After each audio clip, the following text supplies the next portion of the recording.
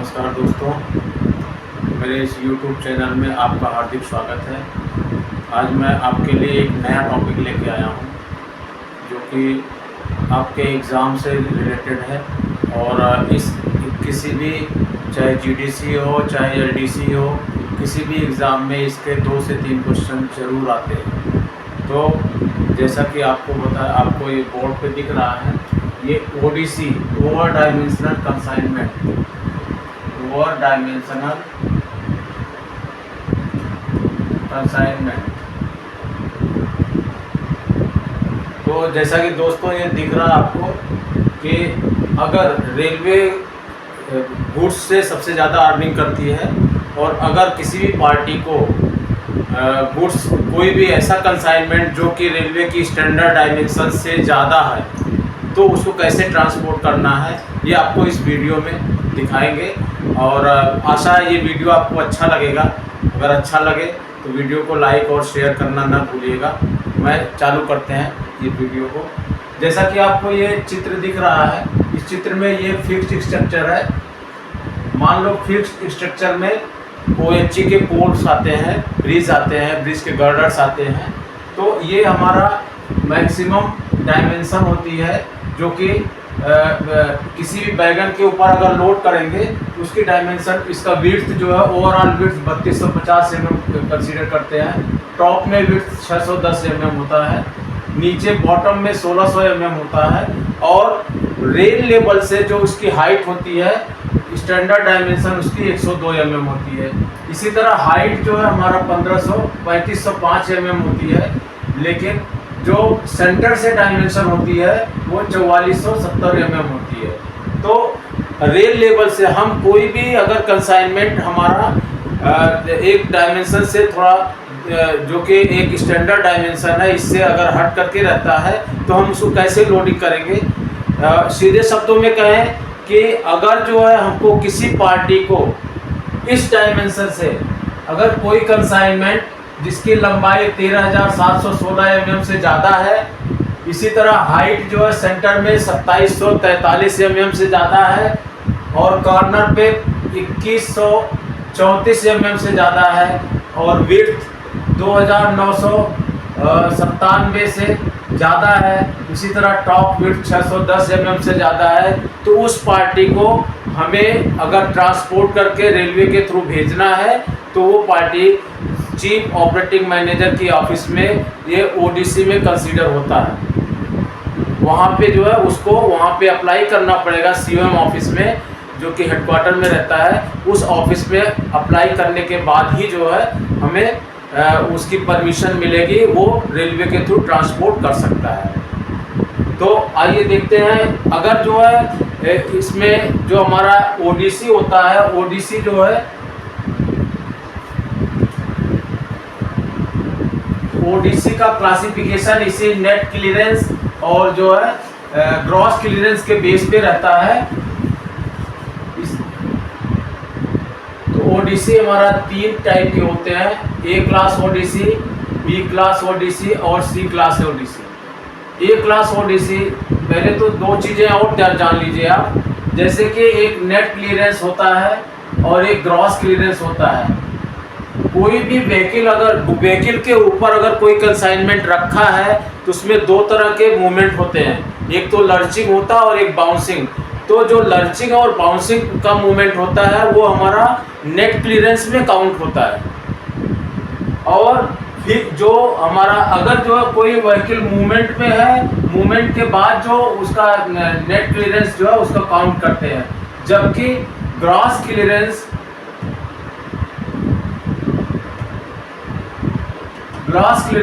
अगर कोई vehicle stationery condition में है और उसका फिक्स स्ट्रक्चर से के साथ में क्या डिस्टेंस है, वो हमारा ग्रॉस क्लियरेंस में आता है। तो इसमें इस ग्रॉस क्लियरेंस और नेट क्लियरेंस के बेस पे हमारा ओडीसी 3 तरह से होता है, 3 क्लास में होता है। एक ए क्लास ओडीसी, दूसरा बी क्लास ओडीसी, तीसरा सी क्लास ओडीसी। अब तीनों में डिफरेंस क्या है, वो नेट क्लियरेंस का ही डिफरेंस है। अगर जो है नेट क्लियरेंस जो है ग्रेटर देन 9 इंच, 9 इंच से या 9 इंच से ज़्यादा अगर क्लियरेंस होता है किसी भी फिक्स्ड स्ट्रक्चर और जो है कंसाइनमेंट के बीच में, ये सपोज ये कंसाइनमेंट है और इस कंसाइनमेंट और ये फिक्स्ड स्ट्रक्चर, ये फिक्स्ड स्ट्रक्चर है,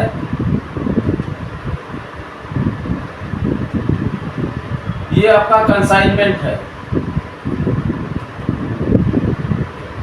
ये क्लियरेंस अगर 9 इंच या 9 से ज़्यादा, 9 इंच या 9 इंच से ज़्यादा अगर है तो वो ए क्लास ओडीसी में कंसीडर होता है। दूसरा B class ODC, B class ODC 6 inch से 9 इंच के बीच में अगर क्लियरेंस है, ये क्लियरेंस 6 इंच से ज़्यादा और 9 इंच से कम है तो वो बी क्लास ओडीसी में आता है। इसी तरह सी क्लास ओडीसी, सी क्लास ओडीसी जो है 6 इंच से कम,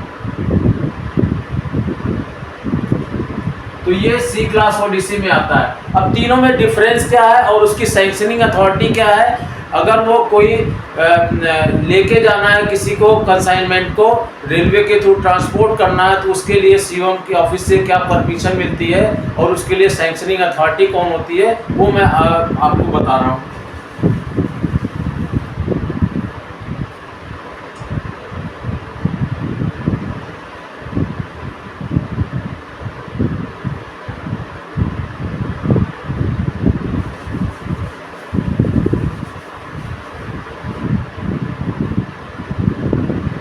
जैसा कि ए क्लास ओडीसी, इसमें 9 इंच से ज़्यादा अगर गैपिंग है तो आपको ये ए क्लास ओडीसी में आता है। इसमें आपको जो सैंक्शनिंग अथॉरिटी होती है,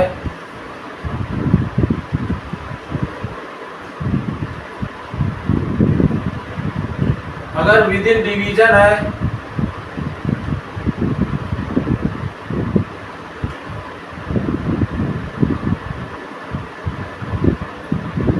तो ये डीआरएम साहब उसको सैंक्शन करेंगे।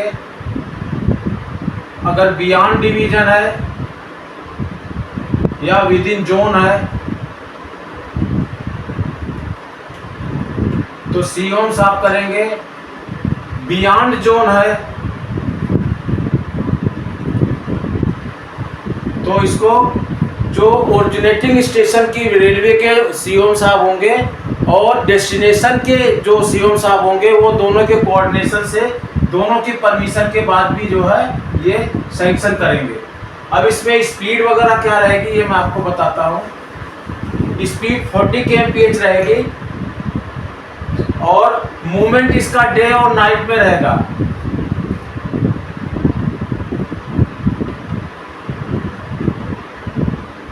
डे नाइट मूवमेंट रहेगा। स्पीड 40 kmph की रहेगी। इसी तरह B class Odissi,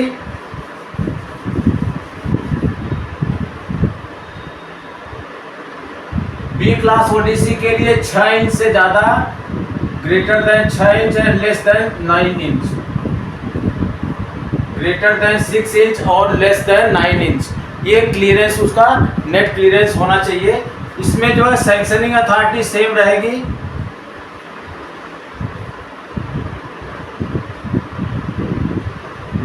with in division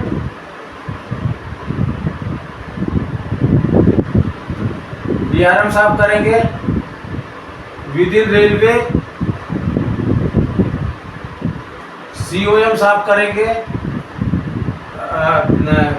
beyond railway, एक रेलवे से दूसरे रेलवे के लिए ओरिजिनेटिंग स्टेशन के सीओएम साहब,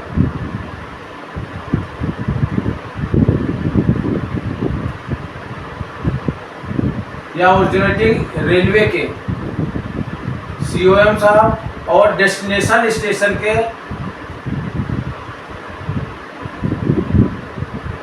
डेस्टिनेशन रेलवे के सीओएम साहब, ये दोनों लोग मिलकर के इसको सैंक्शन करेंगे। बिना सैंक्शनिंग के जो है कोई भी कंसाइनमेंट मूव नहीं होगा या ट्रांसपोर्ट नहीं होगा। इसकी स्पीड जो है, स्पीड 40 kmph रहेगी और इसका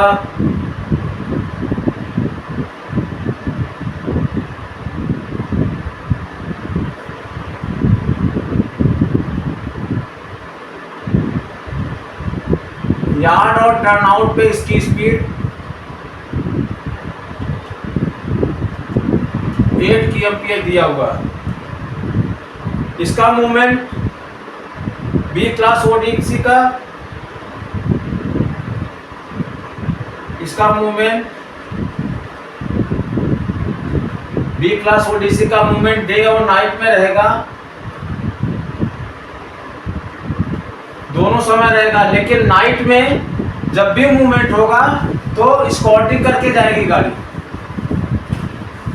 नाइट में जब भी मूवमेंट होगा तो स्कॉटिंग करके गाड़ी जाएगी। स्कॉटिंग में JECNW या SSC CNW, TI sectional TI of concern railway, साथ में CPWI या PWI ऑफ द सेक्शन, ये नाइट में मूवमेंट करेंगे, नाइट में स्पॉटिंग करेंगे।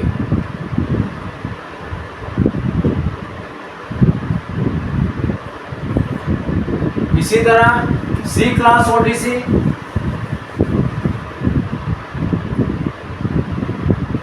C क्लास ओडीसी जब जो है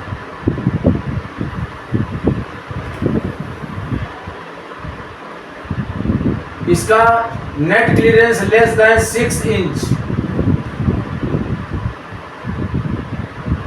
इसका C क्लास ओडीसी तब वो कंसीडर होगी जब वो इसका नेट क्लियरेंस 6 इंच से कम हो, मतलब फिक्स्ड स्ट्रक्चर और कंसाइनमेंट के बीच की जो गैपिंग है वो हमारी 6 इंच से कम हो।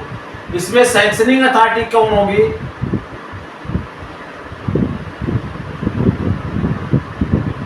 CRS, commissioner of railway safety, sanctioning authority CRS। उसके बाद जो है इसकी स्पीड क्या होगी? 15 kmph स्पीड, इसमें 15 kmph। और साथ में इसका मूवमेंट केवल डे में होगा, नाइट में कोई मूवमेंट नहीं होगा। विथ स्कॉटिंग, स्कॉटिंग में SSC CNW TI of the section, इसके बाद CPWI या SSC PWay, और अगर इलेक्ट्रीफाइड सेक्शन है तो JEOHE, ये आपका मूवमेंट में स्कॉटिंग करेंगे, स्कॉटिंग सेक्शन तक अपने सेक्शन को क्लियर करेंगे।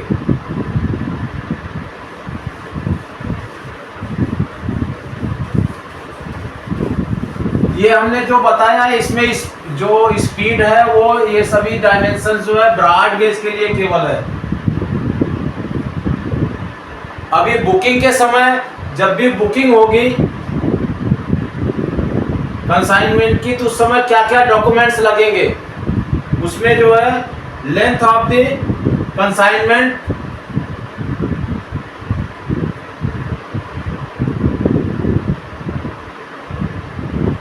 width of the consignment,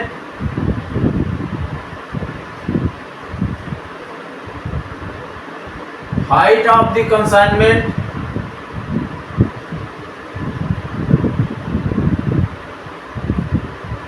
ये एट सेंटर रहेगा। इसके बाद weight of the consignment,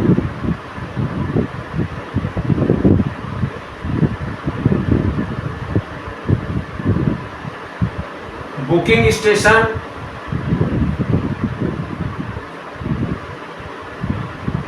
destination station,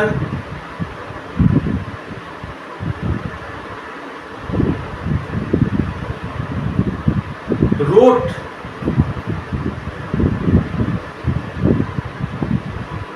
bye which consignment is to be transported,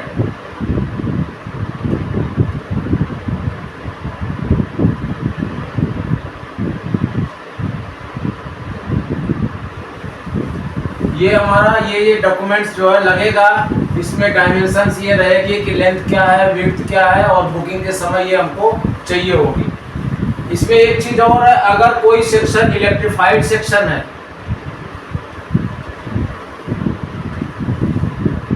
अगर कोई सेक्शन इलेक्ट्रीफाइड सेक्शन है, ये सपोज ये कॉन्टैक्ट वायर है और इस कॉन्टैक्ट वायर OHC का कॉन्टैक्ट वायर है जिसमें कि 25 kVA की सप्लाई रहती है, 25 kVA की सप्लाई रहती है। तो उसमें जो है उसकी क्या कंडीशंस होती है, दो चीजें हैं, एक तो कॉन्टैक्ट वायर और कंसाइनमेंट के बीच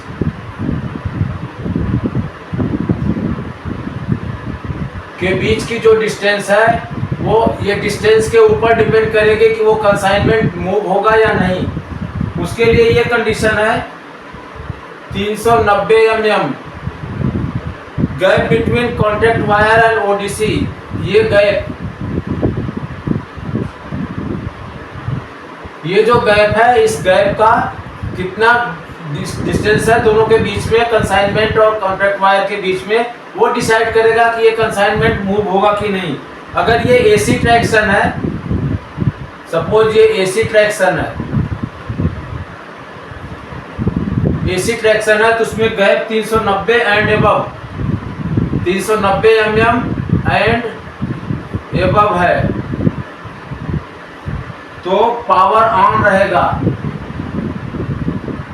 इसमें सप्लाई ऑन रहेगी। इसी तरह 340 से 390 के बीच में, अगर 340 से 390 के बीच में है तो ये 15 kmph स्पीड से जाएगी गाड़ी। लेकिन ये इसमें भी सप्लाई ऑन रहेगी, ये 40 kmph से जाएगी। ये 15 kmph से जाएगी अगर 340 से 390 के बीच में, अगर इसके बीच की डिस्टेंस है। ये कॉन्टैक्ट वायर और OHC के कॉन्टैक्ट वायर और कंसाइनमेंट के बीच का जो गैपिंग है, अगर 340 mm से ज़्यादा और 390 mm के बीच में है तो 15 kmph से स्पीड से जाएगी, उसकी सप्लाई ऑन रहेगी। लेकिन 340 से ज़्यादा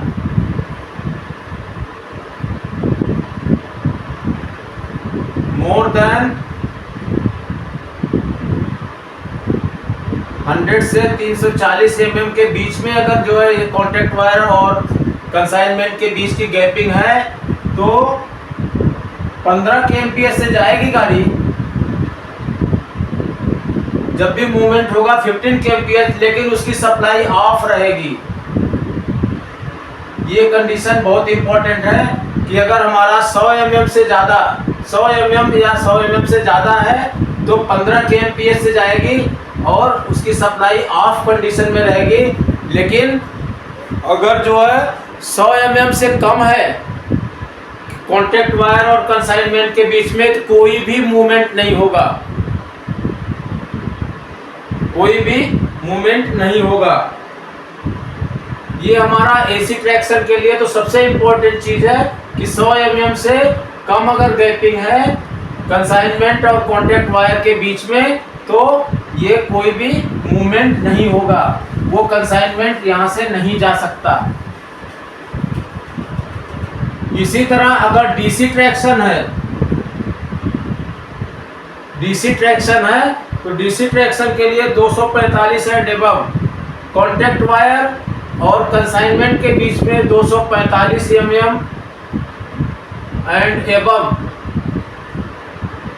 तो स्पीड क्या रहेगी 40 kmph, स्पीड 40 kmph रहेगी, पावर इसका ऑन रहेगा।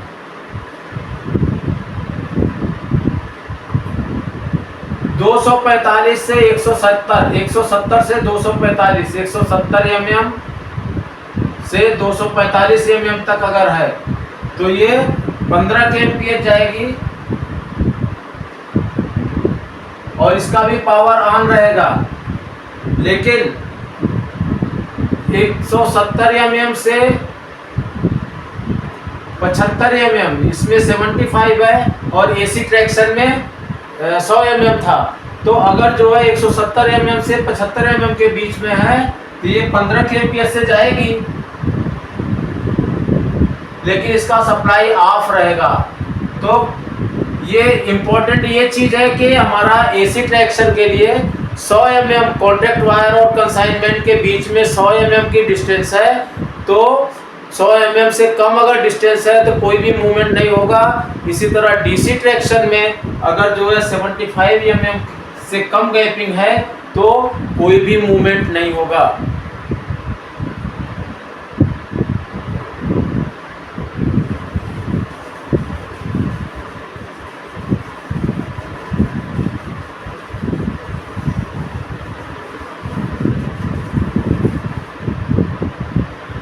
अभी बुकिंग के लिए क्या करना है, बुकिंग के लिए सपोज कोई पार्टी बुकिंग करती है तो सबसे पहले वो COM ऑफिस में कांटेक्ट करेगी, अप्लाई करेगी कि हमको जो है ये इस लेंथ कंसाइनमेंट का लेंथ, विड्थ, हाइट, वेट और कहाँ से कहाँ तक भेजना है, ये सब डिटेल्स जो है COM ऑफिस में वो अप्लाई करेगा। COM ऑफिस से अप्लाई करने के बाद वो C ऑफिस में जाएगा।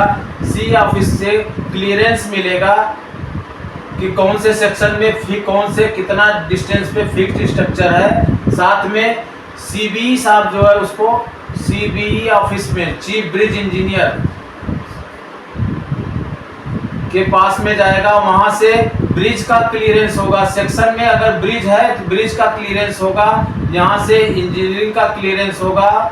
इसके बाद जो है यहाँ से OHE का क्लियरेंस होगा, OHE के मास जो फिक्स स्ट्रक्चर है उसका क्लियरेंस होगा। साथ में कॉन्टैक्ट वायर और कंसाइनमेंट के बीच की गैपिंग का क्लियरेंस होगा। वो क्लियरेंस हो करके कंप्लीट हो करके फिर ये कंप्लीट जो है COM ऑफिस को जाएगा। COM ऑफिस फिर उसको जो है सर्कुलेट करके सब जगह से, अगर विद इन रेलवे है तो COM साहब ही परमिशन देंगे, अगर बियॉन्ड रेलवे है, एक रेलवे से दूसरी रेलवे में जा रहा है तो कौन से सेक्शन से जाएगा, किस रूट से जाएगा, वो डिसाइड करने के बाद कंसर्न जो एडजॉइनिंग जो COM ऑफिस है, एडजॉइनिंग जो रेलवे है, वो रेलवे जो है इस COM साहब को ऑफिशियली जो है कन्वे करेंगे कि हाँ इस सेक्शन से जा सकता है। इसके बाद COM ऑफिस जो है कंसाइनमेंट की परमिशन देगी। अगर जो है वो C क्लास ODC है तो वो CRS साहब उसका परमिशन देंगे, बाकी ये जो है COM साहब परमिशन देंगे। अगर जोन के अंदर है, डिवीजन के अंदर है तो DRM साहब परमिशन देंगे। तो आज का वीडियो यहीं पे ख़त्म करते हैं। दोस्तों आपको ये वीडियो कैसा लगा, आशा है आपको अच्छा लगा होगा, और इस वीडियो को, हमारी इस वीडियो को लाइक करें, शेयर करें, और अगर अच्छा लगा हो तो सब्सक्राइब करें। धन्यवाद।